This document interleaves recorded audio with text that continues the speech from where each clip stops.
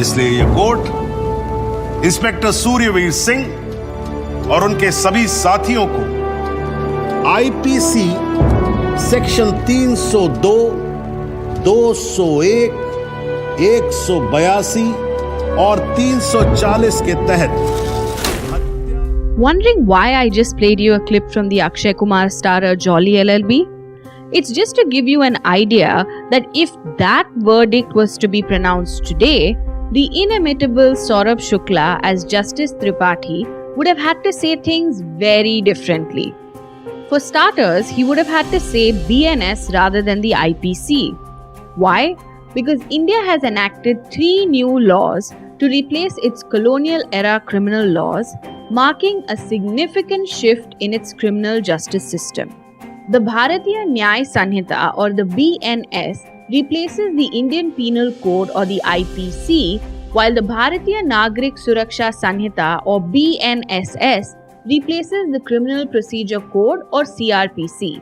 Not just that, the Bharatiya Saksha Adhiniyam or the BSA replaces the Indian Evidence Act. Sounds like a mouthful, right? And we haven't even started yet. Just so you know, this has been in the works for a while now. 6 months ago, Home Minister Amit Shah said this in the Lok Sabha. इस कानून का संपूर्ण implementation होने के बाद तारीख पे तारीख का जमाना जाएगा. 3 साल में किसी भी विक्टिम को न्याय मिल जाए, ऐसी न्याय प्रणाली इस देश के अंदर प्रस्तावित होगी. Looks like I'm not the only fan of Hindi movie courtroom dramas and dialogues. But speaking of tarikhs or dates, here's another one you should know about. The new criminal laws came into force on July 1st, and following public outcry over concerns surrounding the laws, the Home Minister held a press conference on the same day where he tried to allay fears. Here's a small snippet. दंड की जगह न्याय लेगा, देरी की जगह speedy trial और speedy justice मिलेगा. और पहले सिर्फ पुलिस के अधिकारों की रक्षा की गई थी, अब पीड़ितों के अधिकारों की रक्षा और जो कंप्लेनेंट है इसके भी अधिकारों की रक्षा करने का काम होगा. Let's also just quickly acknowledge that the enactment of these new criminal laws is huge, and its impact on our lives probably far more than we can fathom, which is exactly why we have with us famed criminal lawyers Tanveer Ahmed Mir and Amit Desai to break down what all of this means for you and me. Are these criminal laws truly victim-centric, as the Home Minister said? Was an overhaul of the colonial IPC, CRPC and Indian Evidence Act necessary? How significant are these changes? Why have clauses like terrorism, hate crimes and mob lynchings been added? Has sedition truly been done away with? Is it going to get tougher to get bail? Why has police custody been extended for 90 days? Will this just set us up for a police state? How practical is the push for end-to-end digitization of the entire judicial process from FIR to verdict? Are we ready infrastructure-wise for such an overhaul? How are things likely to progress? What happens to cases that are ongoing? Will the clauses have to be changed? Most importantly, is chaos set to ensue? Yep, that's a lot of ground to cover. So let's get the podcast proceedings started, shall we? It's Wednesday, July 3rd. I'm your host, Diya Rekhi, and you are listening to Understanding India's New Criminal Laws only on the Morning Brief from the Economic Times.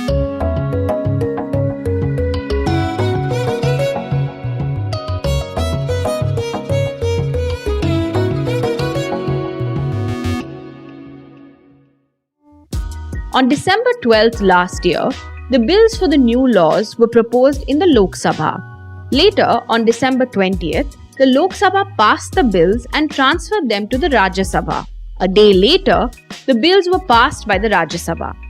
Then, on Christmas Day, the President gave her assent to the new laws. After that, on February 24th, the central government announced that the new laws would take effect from July 1st. And here we are. The laws came into force on Monday. But there's something else you should know. The laws were passed in the Lok Sabha without any substantial debate, owing to the suspension of around 143 opposition members. But we are here to bring you that debate and foster a discussion around these new criminal laws, which human rights organizations like Amnesty International have flagged concerns over and called for authorities to repeal what they call the repressive new criminal laws. But is this really the case, or are these fears unfounded? Is it all just fear mongering? We have with us Amit Desai to decode the three new laws and their implications. Just wanted to start off with understanding, your thoughts on whether such an overhaul was necessary. I mean, you have the IPC, CRPC, and Indian Evidence Act, but did you feel that they were archaic and outdated and needed to be reformed in the first place? This is an extremely important change in the criminal justice system which has occurred from yesterday. To tell you, my own view, having spent so many years in this field, you have the Indian Penal Code, which is from 1860. You have the Indian Evidence Act from 1872.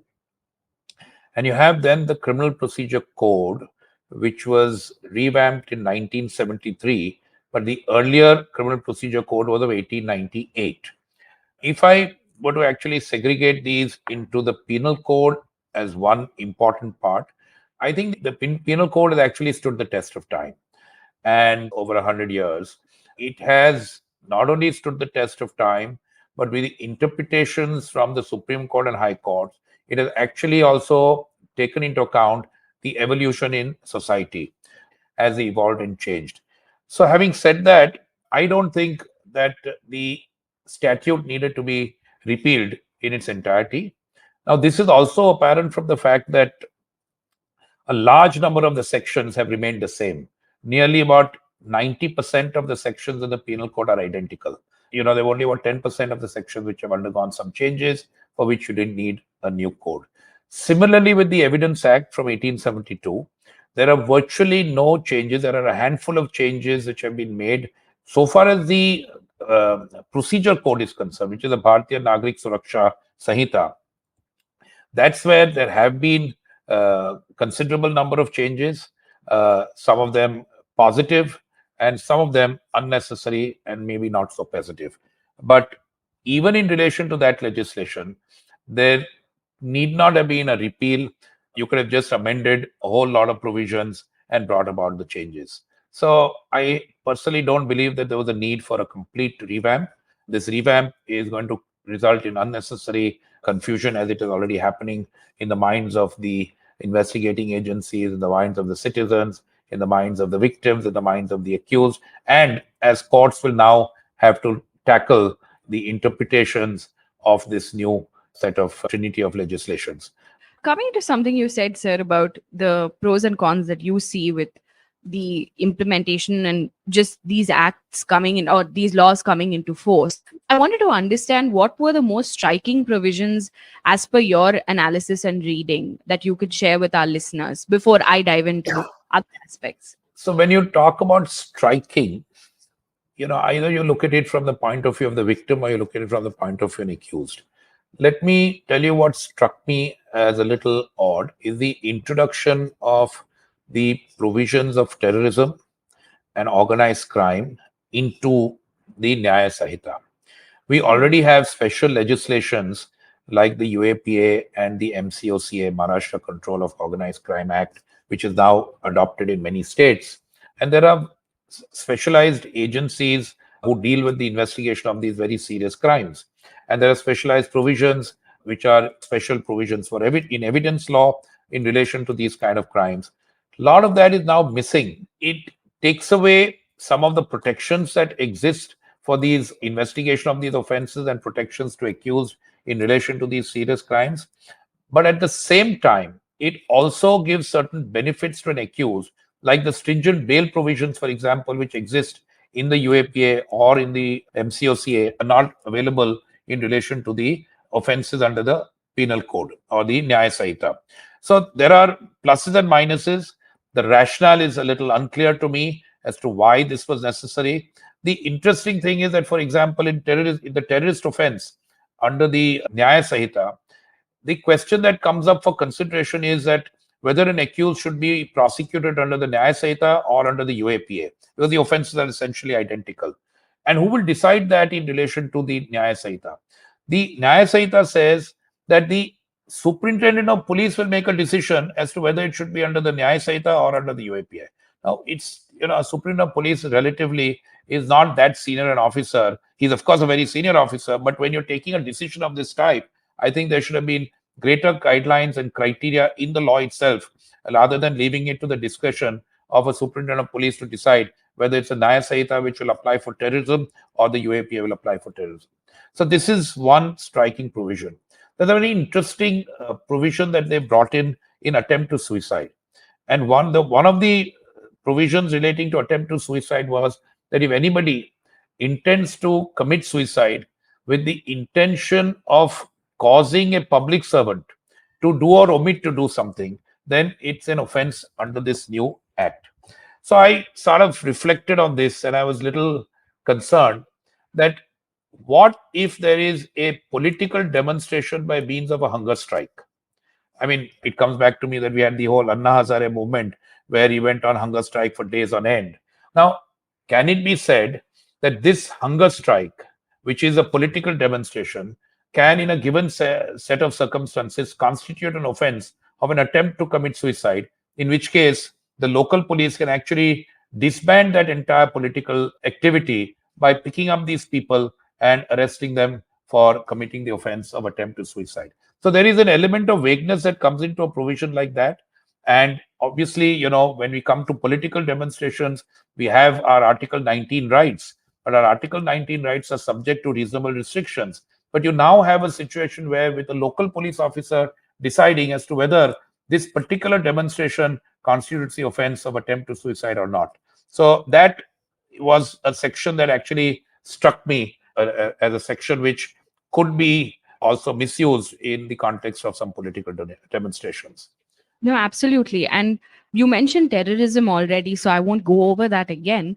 But one of the things that I would love to hear your thoughts on is the introduction of hate crimes and mob lynching as, sort of separate offenses in this, and having the death penalty being a possible, punishment that could be awarded in these cases. What's your take on that, sir?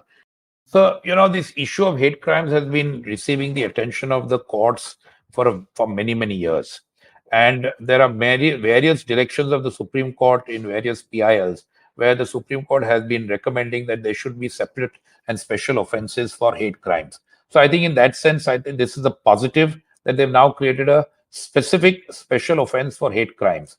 Now, they've brought it within the realm of, in a very, very general sense, we used to have an offense under the old code called unlawful assembly, where the requirement was that if 5 or more persons get together to commit an offense, then that was itself an offense called an offense of unlawful assembly. Now, these hate crime and mob lynching are an extension of that unlawful assembly crime, where 5 or more people, if they get together and they commit the offense of a hate crime which results in death, if it results in death, then it can be punishable with death or life imprisonment. So you've brought in the provisions from 302 erstwhile, which is murder, into this. You have a separate offense similar, which results in grievous hurt. So you can have a kind of a hate crime which causes grievous hurt. In relation to that, the offense is punishable with only 7 years. So I think the need for hate crime existed as an evolution in society. It was something that the Supreme Court has been talking about and directing the government for many years. And I think it was a necessary addition to the penal code.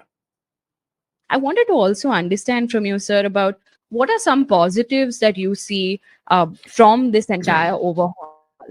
So I think that 2 areas where I think there's a great positive. One is that there are timelines which have been introduced at various stages. Certain types of crimes need to be investigated within certain specified timelines. Very important, very essential. That's part of our Article 21 rights to speedy trial. It could have been for many more offenses, but at least it's a start, and it's a positive. The second is there are timelines even in the course of inquiry once the charge sheets are filed. So when you file a charge sheet, furnishing of the documents to an accused, which tends to take up a lot of time in the justice system, there are timelines which are now being brought in. Discharge application. So if an accused believes that he should not be charged, then there are timelines within which the discharge should be decided, so that if he is to be sort of extricated from the system and not suffer the system, then there's a timeline for it. So that's a positive. There's a timeline for delivery of judgments. So there's some 30 days capable of being extended by 40 up to 45 days. So that is a positive, because very often otherwise judgments languish for a long period of time. So that's a great positive. As I mentioned earlier, investigation techniques are improving, and that is a great positive. There's a crying need to improve the techniques of investigation. It's unfortunate that it's going to take a little time, but at least it's a step in the right direction. Our second guest, Tanveer Ahmed Mir, agreed with Amit Desai when he said that 90% of the provisions were the same as the old laws, and also gave us a lowdown on why he felt the new criminal laws could lead to the makings of a police state. Listen in. If I could just start off with maybe asking you what you felt were the most striking provisions in the new criminal laws that sort of caught your attention. If you're talking about the substantive penal laws, what caught my attention as a practicing serious crime lawyer for last 26 years is number one, that, there is a virtual overlap of old laws and new laws verbatim to the extent of more than 90% in the substantive penal laws.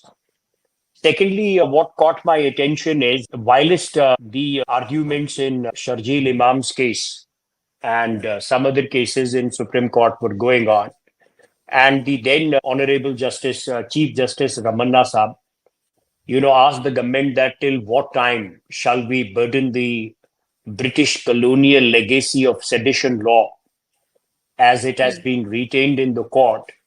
The top lawyers of the Supreme Court said that we are doing away with sedition law.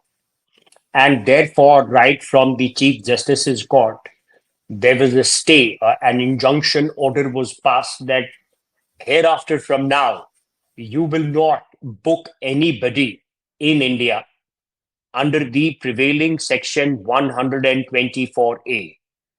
What was also clearly stated by the government lawyers, that we even have probably a concurrence from the Honorable Prime Minister of India that we will do away with this law. That was the kind of intent, and perhaps, if I can use the word, a promise was made. But when you see that whereas the erstwhile 124A has been done away with, we have got something which is the earlier law multiplied by 100, which means that sedition law has been very strongly reinforced, and it has been kept, unfortunately, very vague and, amenable to very subjective application and interpretation in specific cases. And if you ask me as a practicing criminal lawyer, as I said, that if there was anything about hangover of the British colonial law, it was the chapter where offenses against the state came into play. These offenses were targeted, against different groups, organizations. And that was the sad part of the law. When the Constitution of India was promulgated, so the basic freedoms, most importantly, insofar as the present penal laws now promulgated from 1st of July, from the midnight itself, I see in letter and spirit and effect are seriously impinging upon. So Right. Now what we see is that the cops are getting more power of arbitrariness without accountability, more powers of arrest, more powers of remand. And that is something, which when it comes into play is certainly, going to look very bad. I firmly believe that before these laws were even enacted, I don't think these were even put to stakeholders. Stakeholders are everybody. Stakeholders are journalists. Stakeholders are law professors. Stakeholders are retired judges, sitting judges, lawyers community for their comments. And therefore, I'm not having such a great feeling of these new laws coming into play. I feel that some amendments, if the government wished, they could have done and continued, with the old laws as they are. Why? Because अगर आपके नए कानून में 95% वही पुराने कानून है, तो फिर उसको किताब में नया नाम ही अगर देना है, तो फिर देखिए साहब, वो तो एक पॉलिटिकल स्लोगन हो गया, तो समाज के लिए तो फिर कोई काम नहीं हुआ. तो थोड़ी सी इसमें दिक्कत आने वाली है. Whatever is there, so we are ready to face. And therefore, now that is why you and I are having a debate. Tanveer sir, I also wanted to understand a little bit more from the perspective of our listeners, right? From common man's perspective, how do these laws affect us? Is it going to be easier to get bail? Is it going to be harder to get bail? What does this whole extension of custody to up to 90 days really mean? What should we be concerned about? Well, that's a very important question, because ultimately we should cater to the ordinary people and not at all to people who understand the language that we are talking. So can I answer this question in Hindi? Sure, sir.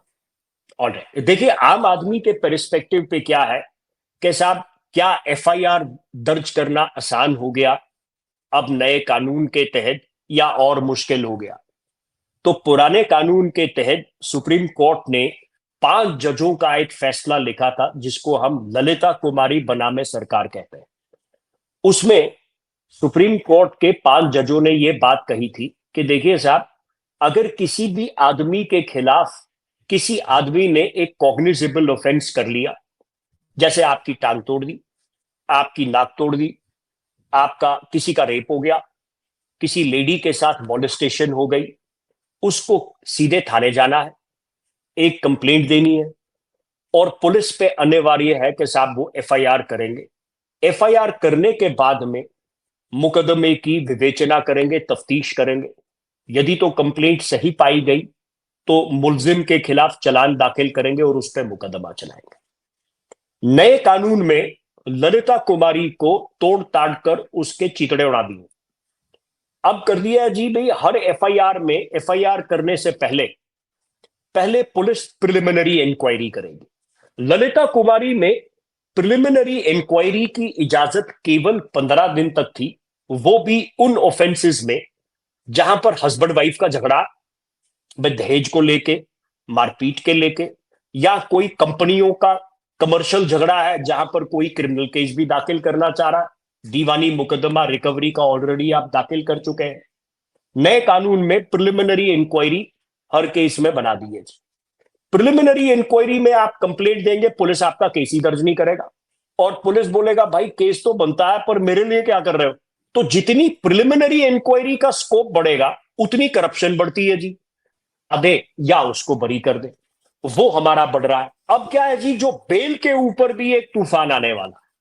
पहले हम लोग क्या करते थे साहब कि जैसे ही मुलजिम जेसी चले गए, पुलिस कस्टडी खत्म हो गई, तो अदालत भी ये कहती थी कि साहब अब तो वो आदमी जेल में ही है, तो अब तो वो इन्वेस्टिगेशन के लिए जरूरत नहीं है, फिलहाल उनकी बेल कर देते, जब सजा करेंगे तब परमानेंट जेल भेज देंगे जी. अब जब आप प्री चार्जशीट बेल फाइल करेंगे कि जज साहब पुलिस ने मेरे क्लाइंट को पकड़ लिया और साहब उससे जो है 2-3 दिन जो है मारपीट करी, जो करी नहीं करी सही करी, और वो जेल चला गया, अब कृपया करके उनकी बेल दे दें, तो पुलिस आएगी साहब अभी इसकी बेल मत दो. बोले क्यों? अभी हम केस डायरी लिख रहे हैं तो इनकी फर्दर कस्टडी की जरूरत पड़ सकती है. तो नतीजा ये होगा कि जो आदमी अरेस्ट होगा उसकी 60 दिन तक बेल ही नहीं होगी और 90 दिन तक भी बेल नहीं होगी. जिन केसों में 90 दिन तक पहली चालान दाखिल करने का इजाजत है या कानून ये कहता है, तो लिबर्टी पे भी जो है कुल्हाड़ी गिर गई साहब. The problem is, it is well documented that the practice of Indian law enforcement agencies is to arrest first and investigate later. This you can't do in England. This you can't do in United States of America. क्यों वापस आदमी अगर गलत arrest हो गया तो $500 million की law suit state पे लेके आता है? यहां पर कौन मुलजिम जो है केस खत्म होने के बाद में कहता है कि मेरे को भारत सरकार से 500 करोड़ रुपए हर जाना चाहिए? वो इंसाफ तो मैं अपने किसी भी क्लाइंट को नहीं दिला पाया हूं न, वो यहां पॉसिबल ही है। तो यहां पर जो हमारी मुहिम होनी चाहिए थी 2024 में 23 में कि साहब पुलिस को हम और ट्रेनिंग दे, उनको नए नए टूल्स दिखाएं, उनको ये बोले कि साहब आप कस्टडी पे कम और साइंटिफिक इन्वेस्टिगेशन पे ज्यादा कंसंट्रेट करो और कोशिश करो कि ऐसी एविडेंस रिकॉर्ड पे आ जाए कि मुलजिम की सजा हो जाए। नहीं तो आपकी कन्विक्शन रेट क्या है साहब? 9%, 10%, 15%, 20% कहीं कहीं, क्योंकि इन्वेस्टिगेशन आपकी गलत है।